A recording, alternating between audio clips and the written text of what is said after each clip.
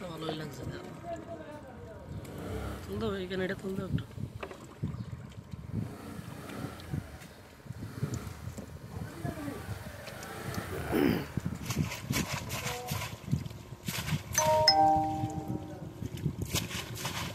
দর্শক দেখেন আমরা চায়না বাইরগুলো তুলতেছি।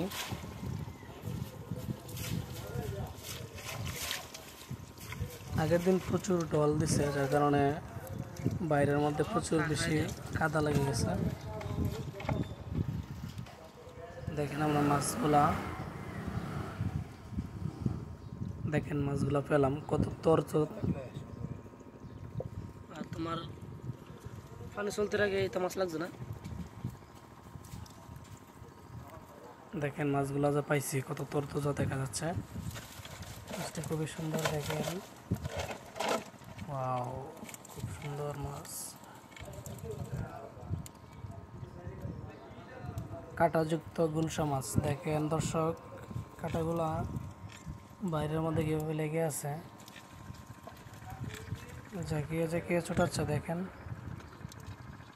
ঝাঁকির পরেও খুলতেছে না। দেখেন ও, মাছগুলো সত্যি অসাধারণ। এই মাছগুলো খেতে কিন্তু খুবই সুস্বাদু।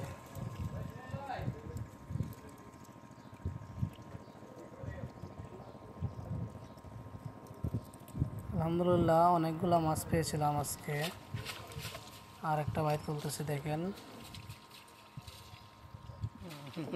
এই বাইটটাতে শুধু খাঁকড়াই বেশি লাগছে। দেখেন খাঁকড়া অবস্থা খুবই খারাপ। গ্যাসের দিলে না গেলে বরফ দিব কিনে লই বা একটা বরফ জুতো টেবার বরফ জায়গা। হ্যাঁ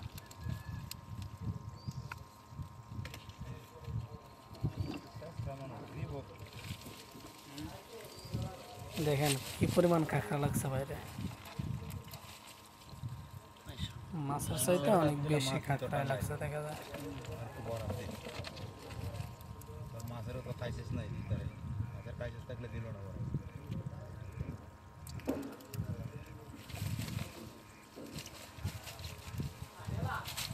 দিলাম আরো ফোন দিও আমার কথা।